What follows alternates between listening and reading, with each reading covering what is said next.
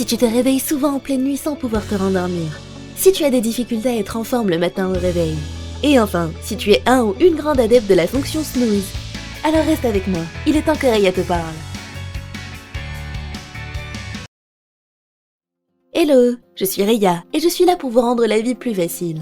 Vous souhaitez passer une bonne nuit, dormir d'une traite jusqu'au lendemain matin et vous lever en pleine forme? Loin de vous proposer une solution miracle, il y a tout de même certaines choses à éviter avant d'aller au lit le soir. Dans cette nouvelle vidéo sur le sommeil, nous allons nous attarder sur les 10 habitudes qui peuvent énormément nuire à la qualité de vos nuits. Si les notions de rythme circadien, mélatonine ou cortisol vous sont totalement inconnues, je vous conseille avant toute chose de regarder la vidéo sur les incroyables effets du sommeil, afin de mieux comprendre globalement son fonctionnement. Le lien est en description juste en dessous. Vous êtes prêts? C'est parti! Numéro 1. La caféine. La caféine est présente dans certains sodas, dans quelques thés et évidemment dans le café. Alors que l'on soit d'accord, il n'y a aucun souci à boire du café régulièrement. Il faut juste rester raisonnable et se limiter à en boire 2 ou 3 dans la journée maximum. Le souci se pose lorsque vous dépassez largement cette dose, ce qui peut amener à perturber votre sommeil en général. C'est encore plus vrai si vous prenez votre dernier café tard le soir. Le corps élimine la plus grosse partie de la caféine présente dans l'organisme en 8 heures environ. Comprenez donc qu'une consommation tardive va considérablement troubler votre sommeil. Donnez-vous simplement 1 heure maximum de consommation. Notez que, contrairement à ce que l'on peut penser, la caféine ne donne pas d'énergie à proprement parler. Elle permet principalement de bloquer le lien entre le cerveau et l'adénosine, une hormone qui s'accumule toute la journée en ralentissant l'activité du cerveau jusqu'à la relaxation et l'endormissement. Le lien de l'adénosine avec le cerveau est donc momentanément interrompu tant que vous avez de la caféine dans le corps. Numéro 2. La nicotine. La nicotine est connue pour être un stimulant qui augmente la vigilance du fumeur et diminue son sommeil. Elle peut en effet provoquer des difficultés à s'endormir et à maintenir le sommeil sur toute la durée de la nuit.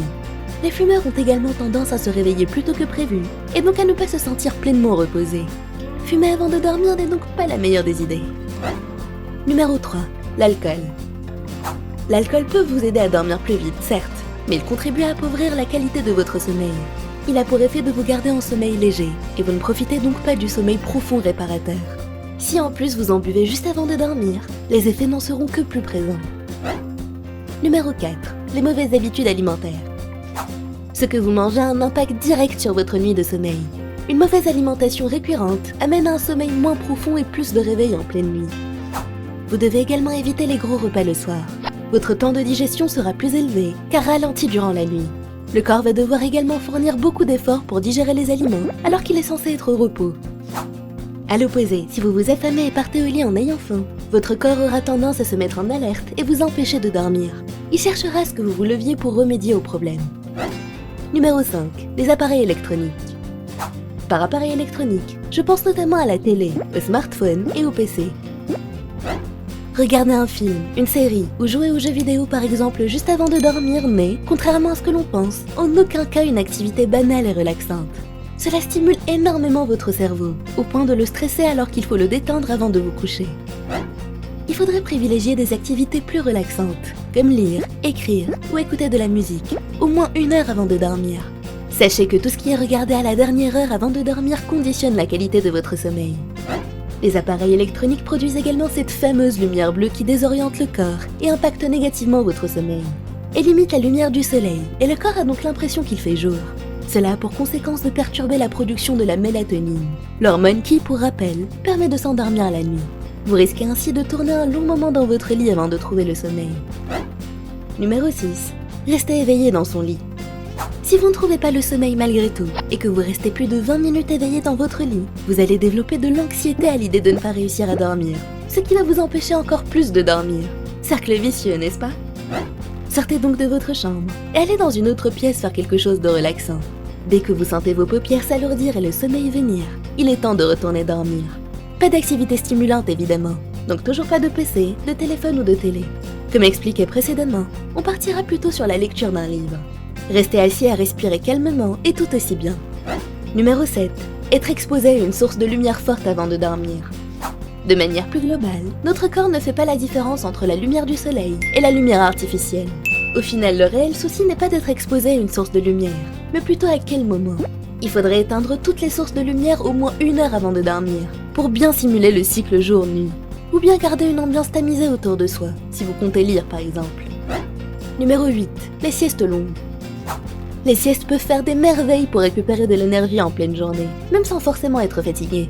Elles rechargent littéralement les batteries pour environ 3 heures, physiquement comme mentalement. Par ailleurs, le moment optimal pour effectuer une sieste est durant le fameux creux de l'après-midi. Mais il faut modérer le temps des siestes, en visant une durée d'environ 20 minutes pour rester en sommeil léger et vous réveiller ensuite dans les meilleures conditions. La sieste prolongée a également tendance à dérégler votre future nuit de sommeil, en vous empêchant de vous endormir rapidement et de vous garder endormi durant la nuit. Petite astuce, le café met environ une vingtaine de minutes à agir sur votre corps.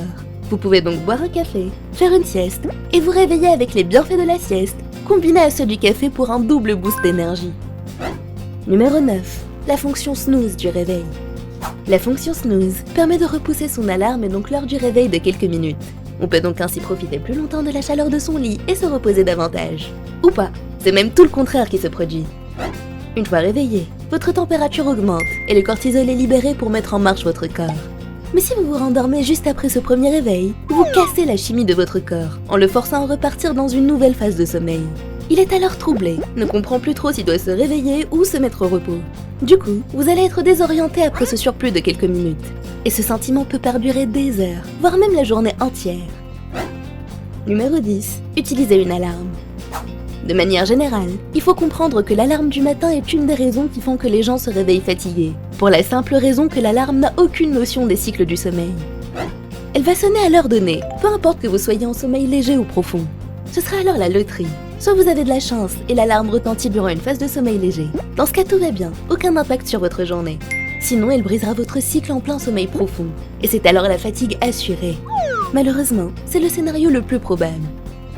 Plus vous aurez des heures fixes et suffisantes de sommeil, et mieux vous vous réveillerez naturellement à une heure donnée, sans avoir besoin d'un réveil.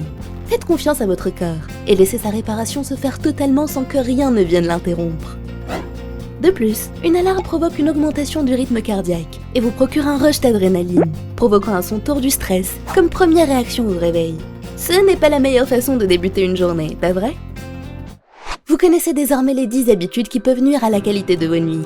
Très prochainement, nous verrons à l'inverse les 10 habitudes qui peuvent améliorer votre sommeil. Restez donc à l'écoute. Si vous avez des questions ou si vous voulez en discuter plus en détail, n'hésitez pas à le faire en commentaire. Prenez soin de vous et à bientôt.